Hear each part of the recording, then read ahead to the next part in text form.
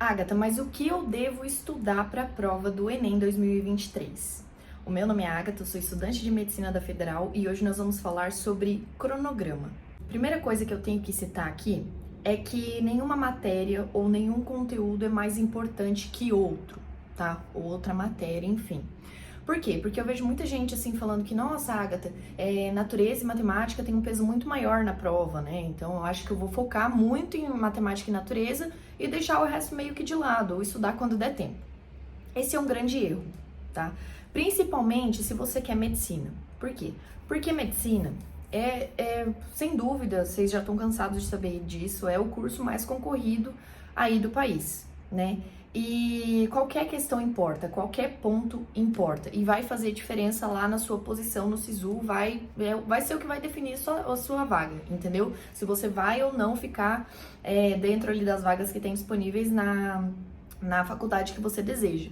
Então, assim, nenhuma matéria, nenhum conteúdo é mais importante ou menos importante que outros, tá? Se tratando de medicina na federal, tá certo? Mas é certo que algumas matérias, alguns conteúdos possuem um peso maior do que outros ali na prova do Enem.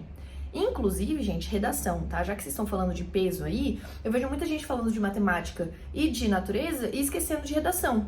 Redação é uma prova que vai de 0 a 1000. É a única prova do Enem que vai até 1000. É claro que matemática em alguns anos chegou a passar de 1000, mas enfim, de um modo geral, a única prova ali do Enem que chega até 1000 é a redação. Então, olha, uma diferença de 900 para 960 na redação é muita coisa.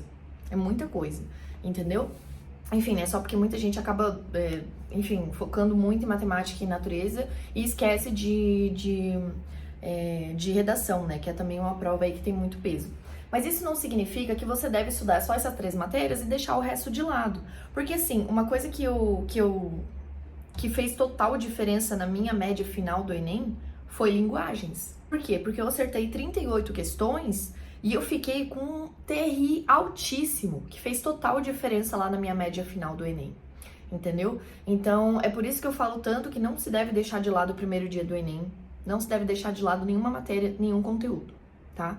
E outra coisa, você deve estudar tudo, tá? Não adianta estudar só os conteúdos mais incidentes. É claro que esses você tem que realmente dominar, não é só estudar todos, você tem que dominar, né? Mas se fosse pra você começar mesmo, eu vou começar a estudar hoje, comece pelos conteúdos que mais aparecem na prova, os mais recorrentes, tá?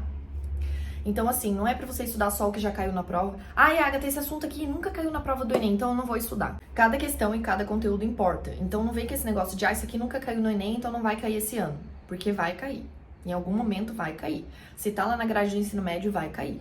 Entendeu? Então, estude tudo. Eu preparei um cronograma pro Enem 2023, que eu vou deixar aqui no link aqui embaixo pra vocês, tá certo? Vai estar aqui na descrição do vídeo.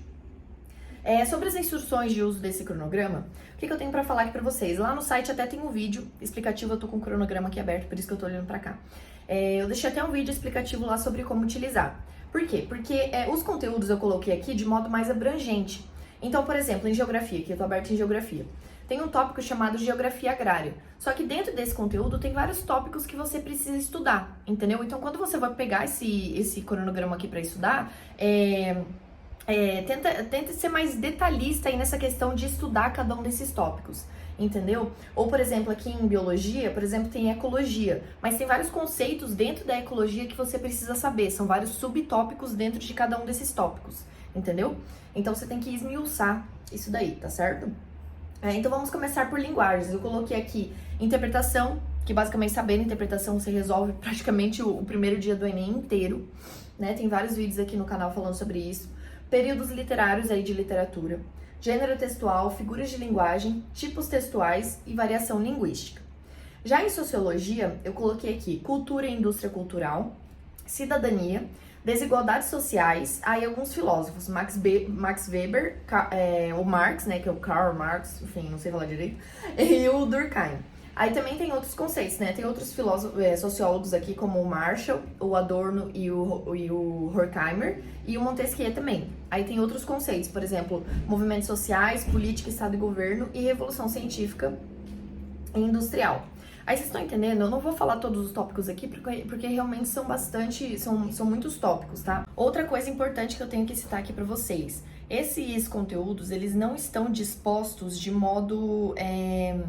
levando em conta, na verdade, a abrangência, tá certo? Então, por exemplo, ali em química, você vai ver que lá no final tá átomos, tá certo? Só que átomos é um tópico que cai bastantinho no Enem, entendeu? Então, eles não estão em ordem, assim, do que mais cai pro que menos cai, tá? Você tem que dar uma olhada nisso também. Então, eu coloquei aqui os conteúdos de modo geral ali e embaralhado, tá certo? Mas, porque justamente eu disse, né? Não tem nenhum conteúdo mais importante que o outro. Mas é só pra vocês terem uma noção de que isso daqui não tá em ordem aí decrescente de incidência na prova do Enem, tá? Então, como eu falei ali, por exemplo, em meio ambiente, que é um assunto que cai bastante, não só em química, né? Mas cai em geografia e biologia também. É um assunto que tem vários subtópicos, poluição, enfim, os vários tipos de poluição aí, e o que, lixo, né? Enfim, que tá também envolvido nessa questão da poluição. São vários subtópicos dentro de cada um desses conteúdos que vocês precisam se atentar, tá certo? Em filosofia e sociologia, o que eu diria pra vocês fazerem? Eu diria pra vocês focarem mais em filósofos mesmo, tá? Ou, se vocês não quiserem focar em filósofos, foquem em períodos filosóficos ou períodos sociológicos, tá? Que eu acho que é bem importante aí, eu acho que é até mais válido do que você estudar os pensadores em si, porque daí você vai estudar em períodos e você vai entender por que alguns pensadores e filósofos e sociólogos possuem uma linha de raciocínio parecida, tá? Parecida, mas não necessariamente igual, elas podem ser até antagônicas, mas assim... Por exemplo, às vezes um filósofo vai falar A e o outro vai falar B, discordando de A, só que eles estão inseridos no mesmo período, então vai ficar mais fácil de você fazer essa comparação, entendeu? Então é legal você estudar aí por períodos filosofia e sociologia. Aí a gente chega em física e em biologia, que também possui vários subtópicos dentro de cada um desses tópicos, tá certo? Sobre física, gente... Ali, ó, em todas as matérias tá tudo muito embaralhado, entendeu? Por exemplo, ali, cinemática cai bastante, tá lá quase no final. Trabalho e energia cai bastante. Eletrodinâmica e eletromagnetismo. Elerodinâmica tá lá em cima, eletromagnetismo tá lá embaixo.